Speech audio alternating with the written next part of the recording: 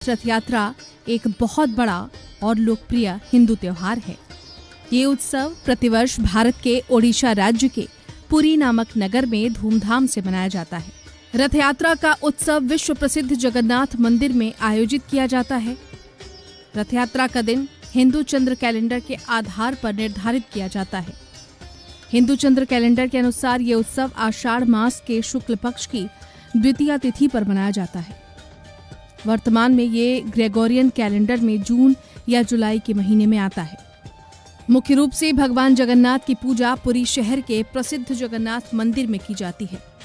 भगवान जगन्नाथ को भगवान विष्णु का ही एक रूप माना जाता है और इन्हें वैष्णव धर्म के अनुयायियों द्वारा भी पूजा जाता है। जगन्नाथ का शाब्दिक अर्थ है जग के नाथ अर्थात ब्रह्मांड के स्वामी। जगन्नाथ मंदिर पवित्र 4 धामों में से एक महत्वपूर्ण तीर्थ स्थल है। 4 धाम की यात्रा हिंदू धर्म में अत्यंत महत्वपूर्ण मानी जाती है। यही कारण है कि प्रत्येक हिंदू अपने जीवन काल में 4 धाम की यात्रा करना चाहता है। भगवान जगन्नाथ की पूजा उनके भाई बलभद्र और उनकी बहन देवी सुभद्रा के साथ की जाती है। ये रथ यात्रा भगवान जगन्नाथ के वार्षिक गुंडिचा माता मंदिर के भ्रमण का प्रतीक है।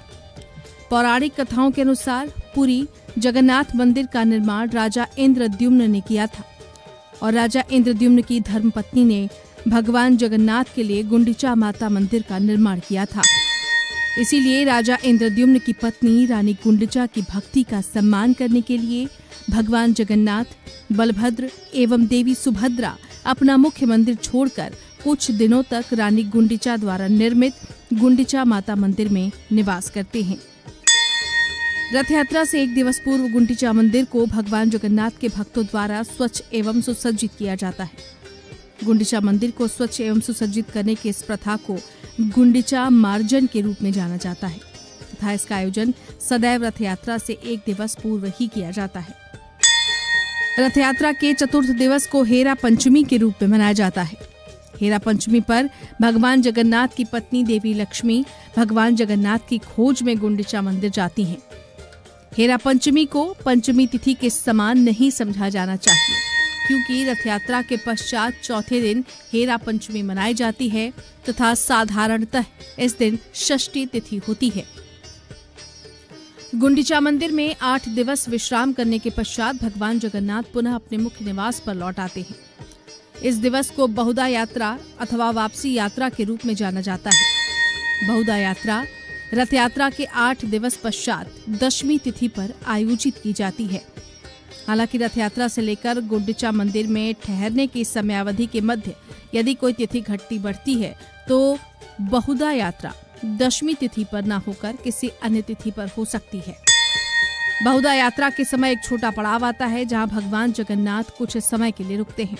इस स्थान को मौसी मां मंदिर के रूप में जाना जाता है, जो कि देवी अर्धाशिनी को समर्पित एक दिव्य स्थल है।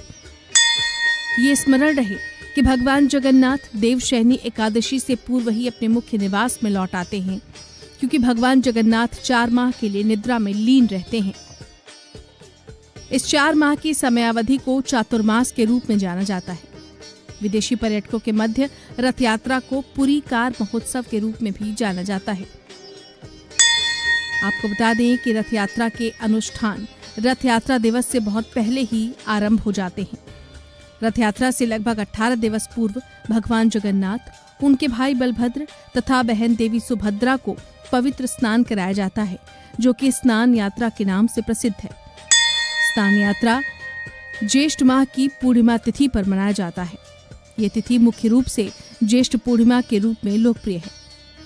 जगन्नाथ रथ यात्रा का महत्व। ये यात्रा भगवान जगन्नाथ, बलराम और सुभद्रा के प्रेम और स्नेह का प्रतीक है।